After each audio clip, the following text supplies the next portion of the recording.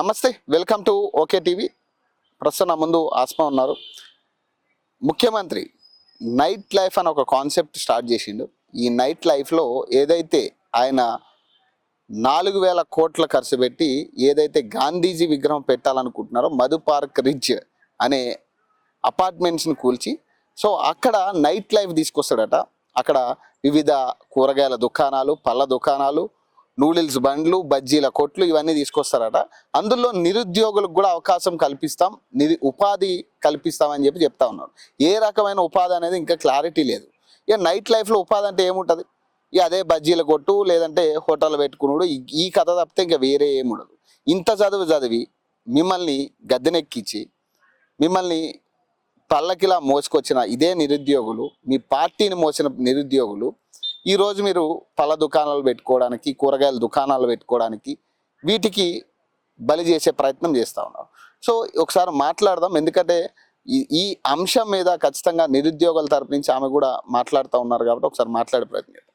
ఏంటంటే ఇక మొత్తానికి మీరు చదువులు గట్ట మానేస్తే ఇక ఏ పళ్ళ దుకాణమో ఆయన చెప్తుండ్రు కదా, పళ్ళ దుకాణమో గిళ్ళ దుకాణం ఏదో పెట్టిస్తా అంటుండ్రు కదా ఉపాధి.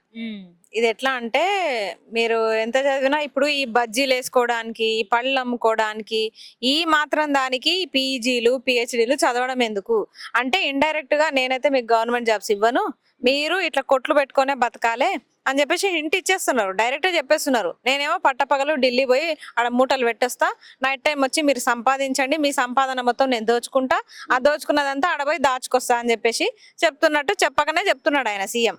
ఇంకొకటి, కాంగ్రెస్ అంటే ముస్లింలు, ముస్లిమ్స్ అంటే కాంగ్రెస్ అన్న వ్యక్తి ఈ రోజు ముస్లిమ్స్ కొంతమంది ఎవరైతే ఆయనని లైక్ చేస్తున్నారో వాళ్ళు ఇది గమనించాలి.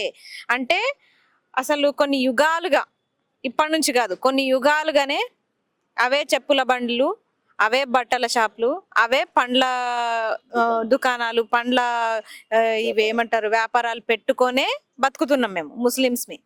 ఇప్పుడిప్పుడే 4% రిజర్వేషన్ మళ్ళీ మేము మా జనాభా ఎక్కువనే ఉంది. ఏ పార్టీ వచ్చినా అసలు మా రిజర్వేషన్ పెంచే ఆలోచన లేదు. మరి కాంగ్రెస్ అంటే ముస్లిమ్స్, ముస్లిమ్స్ అంటే కాంగ్రెస్ అన్న వ్యక్తి ఈ రోజు ముస్లింలకు చేసే మేలేంది? నువ్వే పెట్టి అలా పండ్ల కొట్టు, హోటల్లో పని చేసుకుంటారు అంటుంది కదా. చాలా మంది ఓల్డ్ సిటీలో ఖాళీగా ఉన్న యువత ఉన్నారు, వాళ్ళందరూ కూడా ఏదో హోటల్లో పని చేసుకుంటారు, నైట్ లైఫ్ వస్తే అంటున్నాను. నైట్ లైఫ్ వస్తే హోటల్లో పని చేసుకుంటారు. మరి చదువుకున్న వాళ్ళు ఏం చేయాలి? చదువుకున్న వాళ్ళ పరిస్థితి ఏంది అంటే మేము కూడా హోటల్లో పోయి పని చేయాలా, మేము కూడా పండ్లు అమ్ముకుంటా పని చేయాలా, చెప్పులు అమ్ముకోవాలా, బట్టలు అమ్ముకోవాలా, ఇదే పని చేయాలా? ఇంకా మేమే ఇట్లా ఉన్నామంటే మా అమ్మ వాళ్ళు అదే చేసిరు, ఇప్పుడు మేము అదే చేసి నెక్స్ట్ మా జనరేషన్ కూడా అదే పని చేయాలా? అదే పని చేయాలా? అంటే రిజర్వేషన్లు పెంచి మాకేమైనా ఉపాధి కల్పించే ఆలోచన మీకు లేదు అంటే, గవర్నమెంట్ జాబ్స్ ఇచ్చే ఆలోచన మీకు లేదు అంటే మేము బాగుపడొద్దు. మేము పండ్ల దుకాణాలు, చెప్పుల దుకాణాలు ఇవే రోడ్ల మీద ఉండాలి మేము, మీరు మాత్రం బెంజ్ కార్లు ఏసీ రూమ్లలో ఉండి మీరు మాత్రం సుఖాలు భోగాలు అనుభవిస్తారు, మమ్మల్ని మాత్రం బిచ్చగాళ్ళని చేస్తున్నారు. చెప్పకనే ఇక రోడ్ల మీద పడి చావండి, నేను ఇట్లే తిరుగుతా అంటుండే ఆయన. ఆల్రెడీ నైట్ లైఫ్ వల్ల చాలా ఘటనలు చూస్తూ ఉన్నాం. ఆడపిల్లల మీద అఘాయిత్యాలు కావచ్చు, మర్డర్లు కావచ్చు, ఇట్లాంటివన్నీ చాలా అంశాలు చూస్తూ ఉన్నాం. అసలు నైట్ లైఫ్ వద్దురా బాబా హైదరాబాద్ అని పబ్లిక్ అంటుంటే ఇప్పుడు ఏమంటుండే, మళ్ళీ నైట్ లైఫ్ తీసుకొస్తా, తెల్లవార్లు షాపులు ఓపెన్ ఉంటాయి, అందరూ కూడా మంచిగా హ్యాపీగా పిల్లలతో మంచిగా వెళ్ళి షికారులు చేయొచ్చు అంటా ఉన్నాడు. దీనికి ఏం చెప్తా అంటే, నైట్ లైఫ్ అవసరమా హైదరాబాద్కి? అస్సలు అవసరం లేదు. ఎందుకంటే కొన్ని పండగలకి నైట్ అంటే అది కూడా 12 లోపు క్లోజ్ చేసేస్తున్నారు చాలా కూడా. మరి నైట్ లైఫ్ స్టార్ట్ చేస్తా అన్నప్పుడు నైట్ టైం మెట్రోలు నడుస్తాయా, నైట్ టైం బస్సులు నడుస్తాయా, ఇవి కూడా చూసుకోవాలి. నైట్ టైం ట్రైన్స్ నడుస్తాయా, ఇవన్నీ 11 వరకు క్లోజ్ చేసేటప్పుడు నైట్ లైఫ్ స్టార్ట్ చేస్తా అని ఎట్లా చెప్తారు? ఇంకొకటి, అసలు నైట్ టైము తిరిగేంత స్వేచ్ఛ ఉందా అమ్మాయిలకు? ఫస్ట్ ఎన్ని క్రైమ్ రేట్లు చూస్తున్నాము, ఎంతమంది రేప్లకు గురై ఎంతమంది ప్రాణాలు కోల్పోతుంటే ఈ నైట్ లైఫ్ అవసరమా? అంటే ఈ నైట్ లైఫ్ వెనుక వీళ్ళ కుట్ర ఏందో అర్థం కావట్లే. అసలు నైట్ టైం ఏం చేద్దాం అనుకుంటారు వీళ్ళు? అంటే ఒకప్పుడు నాకు చెప్పినట్టు గుర్తు రేవంత్ రెడ్డి గారు, నైట్ 1 గంటకు ఫోన్ చేసి అదే పాపం పిల్లగానికి ఏదో అర్జెంట్ ఉందని ఫోన్ లిఫ్ట్ చేస్తే తీరా చూస్తే ఏం చేస్తున్నావు సార్ అంటాడు.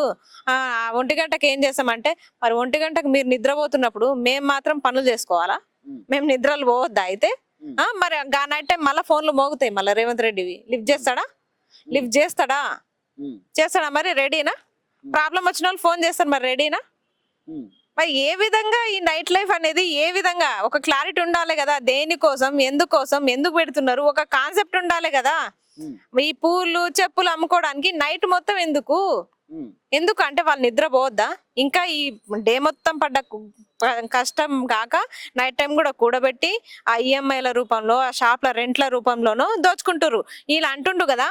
అక్కడ మీకు తెలియని విషయం ఏంటంటే అన్న, నాకు రీసెంట్ గా తెలిసింది, ఒక ర్యాపిడో బుక్ చేసుకుంటే మా క్యాస్ట్ ఆయనని అన్న ఏం చెప్పిండంటే, చాలా మంది అమ్మ ఓల్డ్ సిటీలో ఇట్లా మలక్పేటలోనంట ఈ రెంట్లు ఈ బండ్లు ఉంటాయి కదా, ఈ షాప్స్ ఏమన్నా అమ్మే షాప్స్ ఉంటాయి కదా, ఆ దుకాణాల కన్నా రెంట్ అంట, అసలు ఆ రెంట్ కోట్ల రెంట్ వస్తుందట వక్ఫ్ బోర్డ్ కి.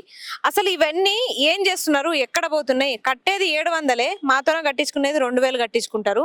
అక్కడ వక్ఫ్ బోర్డ్ కి మాత్రం 700 కడతారు. మిగతా కోట్ల డబ్బు ఎక్కడ పోతుంది అంటే, ఈ నైట్ టైం కూడా ఓపెన్ చేయడం వల్ల ఏమైతుంది అంటే రెంట్స్ పెరుగుతాయి, పెరుగుతున్నప్పుడు ఏమైతుందంటే ఇక వీళ్ళు టైమింగ్ పెరిగేసరికి వీళ్ళకి కూడా ఆదాయం పెరుగుతాయి, కోట్ల డబ్బులు సంపాదించుకుంటారు వీళ్ళు. సామాన్యుని మీద భారం పడుతుంది. ఆ నిద్రలా వాళ్ళు అమ్మరు, అది కాని కథ.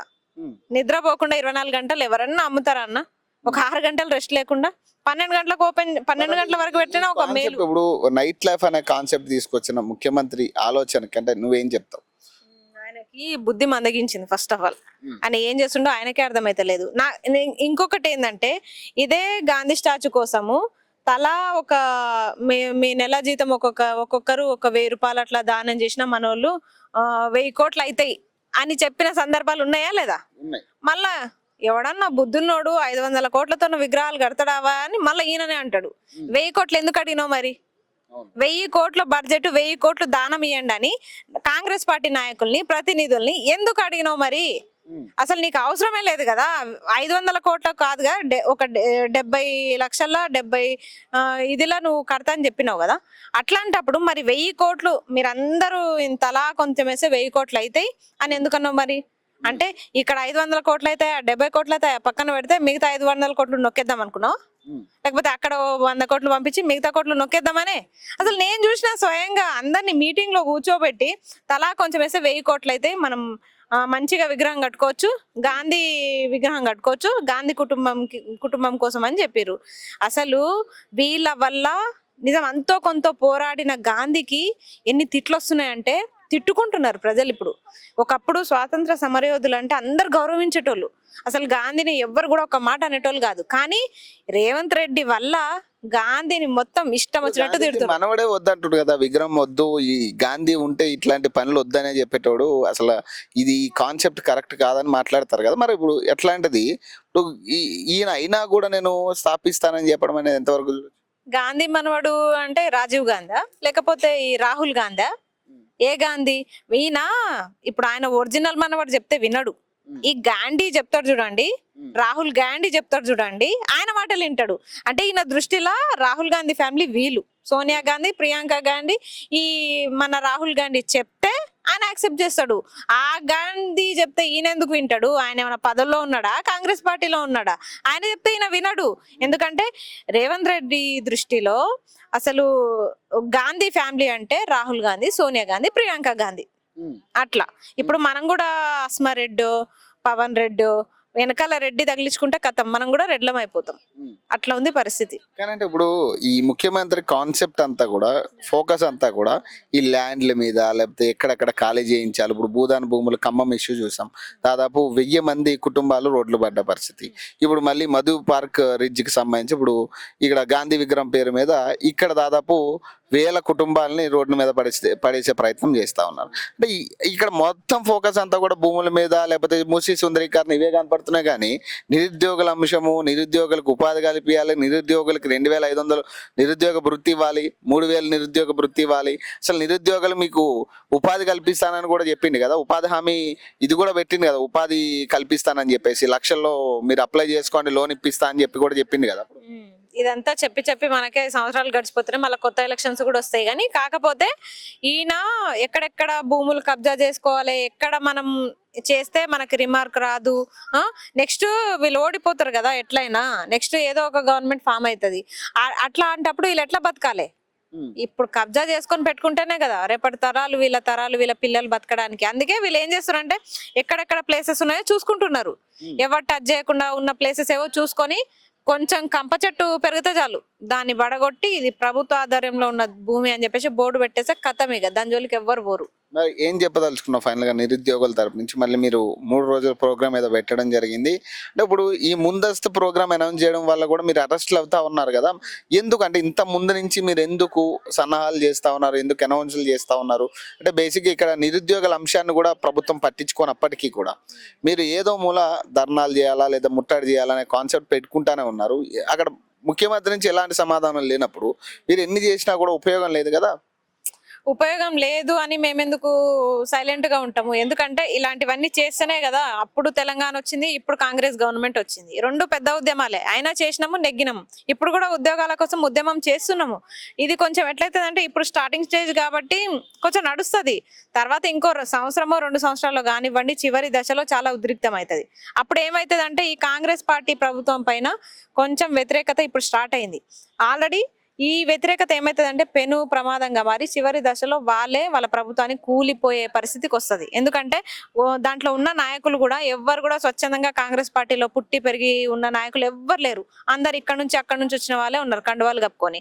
నెక్స్ట్ వేరే గవర్నమెంట్ వస్తే అక్కడ పోతారు.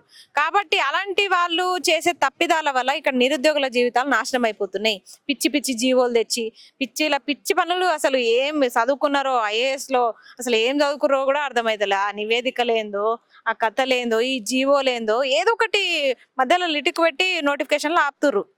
కాబట్టి ఆ పని ఫస్ట్ ఈ జీవోలన్నీ రద్దు కావాలి, ఆ తర్వాత నోటిఫికేషన్లు కావాలి.